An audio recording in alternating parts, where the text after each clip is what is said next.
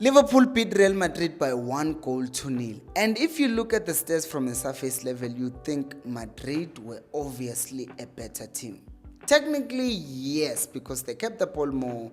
But when it comes to the quality of the chances that they created, they are nowhere near to what Liverpool created. In fact, Liverpool's XG is 2.5, which means it's 5 times higher than that of Real Madrid, which is just crazy. So let's look at the specific details of how Liverpool were set up from the back to make sure that they tried to head Madrid every time they created. And the very first thing that you are met with is trouble, because Madrid were very aggressive. They were trying to make sure that Liverpool could not build from the back. So what Liverpool ended up trying to do, they tried to go long because there was just no ways that they were going to play through that packed midfield. And this goes over and over again, but Liverpool tried to combat this because they realized that, okay, Madrid's midfield would be packed. So Florian Wirtz, instead of drifting to that side, which is where you'd expect him to be as a left winger, he was more central so that they can create this box midfield and then they can have more players in the middle. If you look at the positioning of the fullbacks, which we'll address shortly, it's also very important to how Liverpool wanted to play this game. But the main thing that was happening here is not just that Liverpool were trying to overload the midfield, but they were actually trying to overload the right-hand side where Salah is.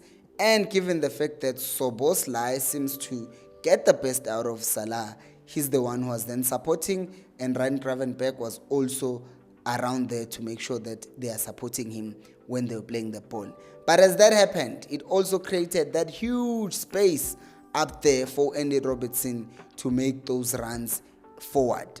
This gave Liverpool security in their rest defense because now they also have Bradley here who's staying back as Robertson's go forward. But if Robertson stays, then Bradley would be the one who goes forward. And we will look at how this then served Liverpool, because if you look here once again, Liverpool are pressed. So instead of playing the short passes and all of that, they just went straight to Ekitike. And since Madrid were aggressive with their press, there would then be a defender, either Militao or Uhaitzin, who would then jump on to Ekitike as he goes to the ball. And now that means Liverpool could attack the space.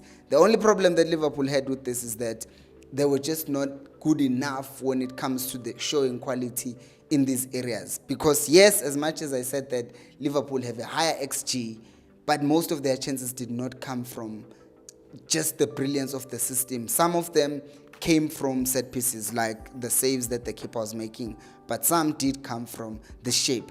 As we continue to look at what else happened, so Florian Wirtz will drop into this area, and with him dropping, he would also make Ekitike drop as well, because they are trying to exploit the space that is behind the defense of Madrid.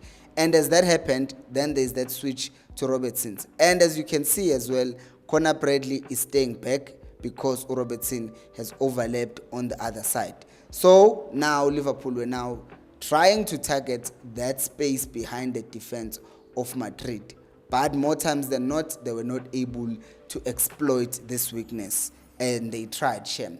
And one of the things that they also did is reminded me to subscribe to the channel. If you're enjoying the video, please do make sure to subscribe to the channel for more content like this, breaking down Premier League, UCL, and La Liga sometimes. So make sure to subscribe. So they were trying these diagonals to Salah, which is something we haven't seen for Liverpool for a while now.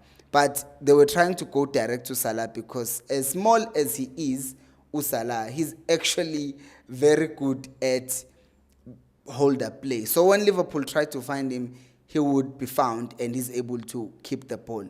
But they were hit and a miss, because sometimes they would get to the ball, sometimes they overhit, and sometimes they will get the ball to him, and then Salah has options in the middle because Madrid were so aggressive in that first build-up phase of Liverpool. So then Salah would get the ball and would have multiple options. And this is why Florian Wirtz had to invert, because if Wirtz had been wide, that means he's further from everyone else. But if he receives the ball and Salah is in this situation, then they could be ready to attack Madrid. And then once the ball is laid off, then Bradley can cause havoc and run forward. In this case, he ends up forcing Vinicius to foul him and gets a yellow card. But as I said, they were hit and miss, these long balls, because sometimes Salah just couldn't get to the balls. And sometimes, again, they did work.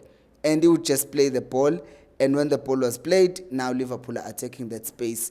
And this is where this demon called Thibaut Courtois, this guy is crazy. Like, how did he save this? Among other saves that he made, I cannot understand for the life of me how he made the save. But he made it.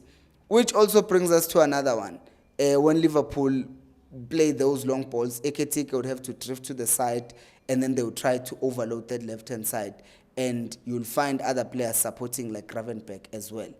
So one other thing that Liverpool were also trying to do is they were now trying to make Ryan Gravenberch find space, because the going direct route in the first half had not worked that much. So they were now trying a different tactic.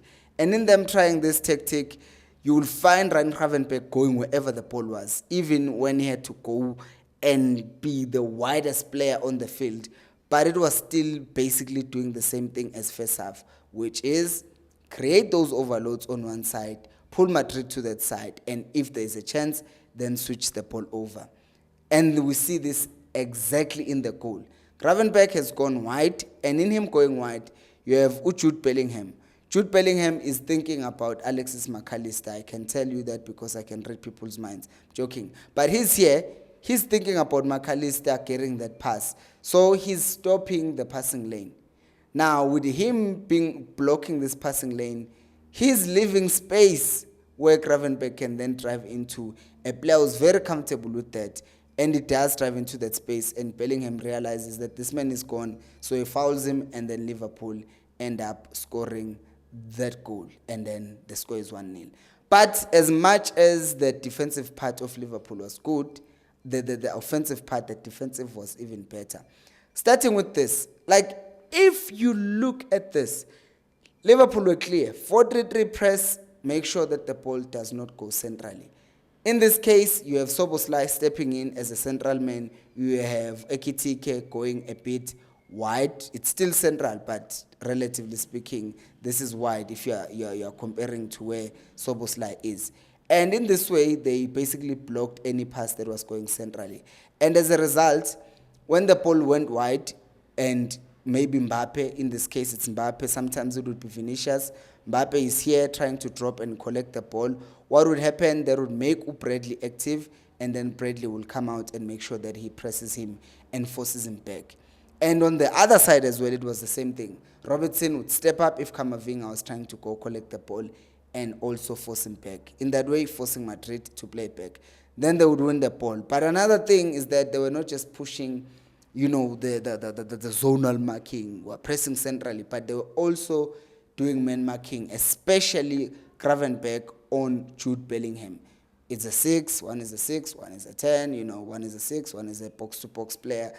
In any case, they were like, you are covering the same area, so you are going to be married for this game.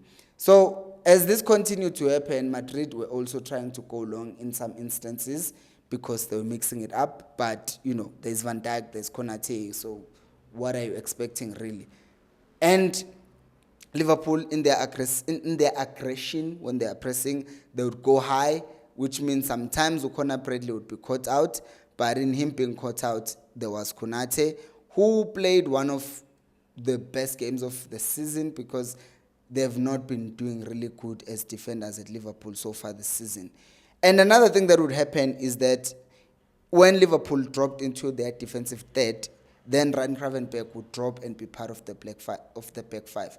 As you can see, he's the odd one out because he's the one that I circled in, solid color, and the rest are defenders. And in him doing this, he just made sure that Liverpool were able to deal with the width, because now you have a player like Vinicius being wide, and if he dribbles past Conor Bradley, then, there's going to be problems. So rather than just, let your defender be 1v1, he needed cover. And Salah was also there to be a backup, because I saw that in this game, another thing that happened is that both teams were using one side. Liverpool were using the right-hand side, and Madrid were attacking in their left hand side. So the part of the field that was busy was always the same. So Liverpool were able to deal with this because Madrid would have thought, okay, we should attack the right hand side of Liverpool because Salah doesn't track back. And then Salah was like, nope, hold my apple juice.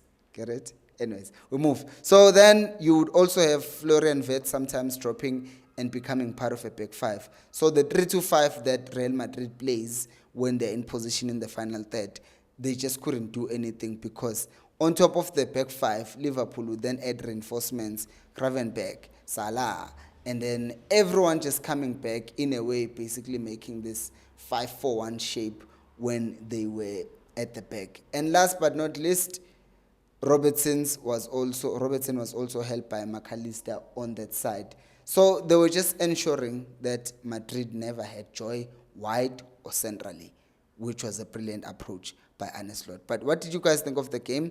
If you enjoyed the video, please do make sure to subscribe to the channel. Thank you so much for watching, and I will see you on the next one.